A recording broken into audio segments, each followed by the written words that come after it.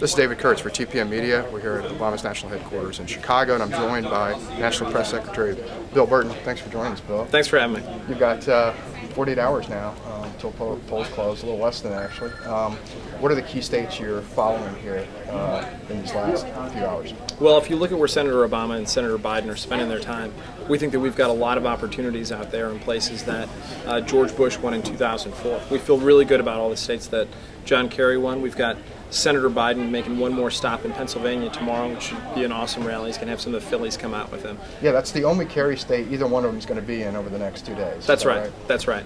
And Senator Obama is going to be making stops in Florida, Manassas, Virginia.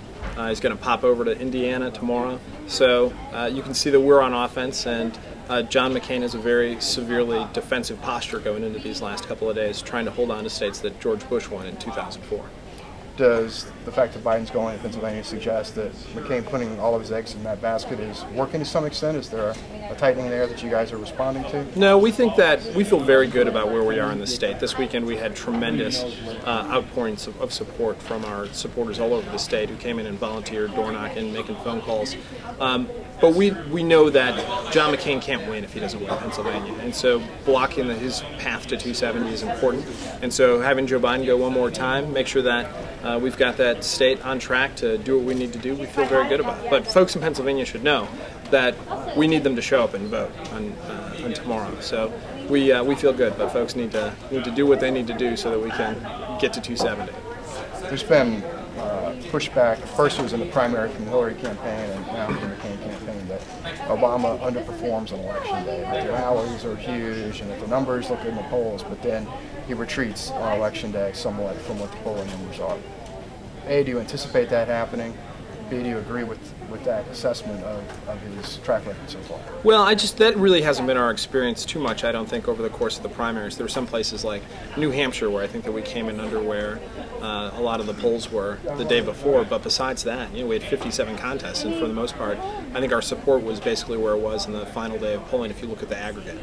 And so we feel pretty good about where we are right now, and if you look at the states where we're competing, we've got such tremendous ground operations out there. We know exactly who the voters are and who we're trying to get out to vote, and we're working very hard to make that happen. So we've been focused on this day for a very long time, and we feel like we've got the tools in place in order to do what we need to do.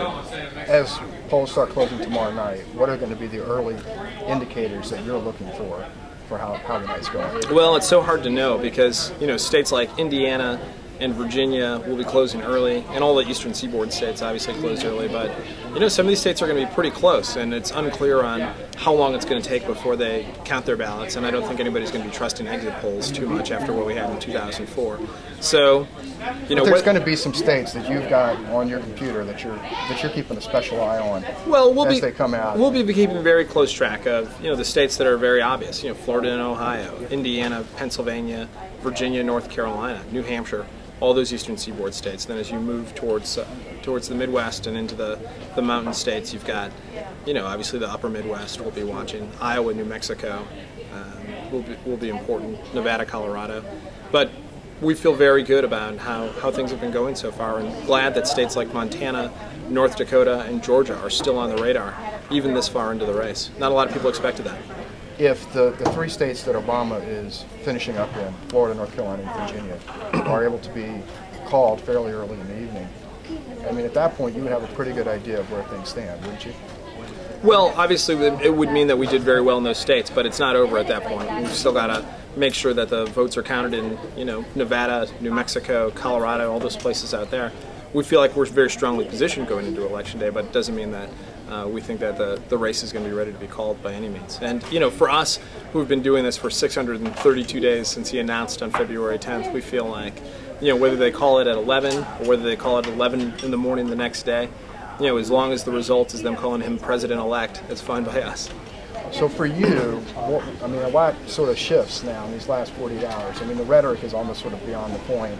The back and forth between the campaigns sort of takes a backseat to the actual voting itself. So I know they've sort of cleared out the headquarters here and get people out in the field. Will you be working from here for the remainder of the I'll be either here or over in the Hive where there'll be some interviews getting done, or down at Grant Park where I'll be talking to reporters there. So yeah, it's all, there's a lot less to rapid respond to because all the Palin and McCain rhetoric is pretty much locked into place, and so we're just doing what we can to make sure that we're getting the word out on where folks vote and when they can vote by, and making sure that all the information is accurate in the reporting.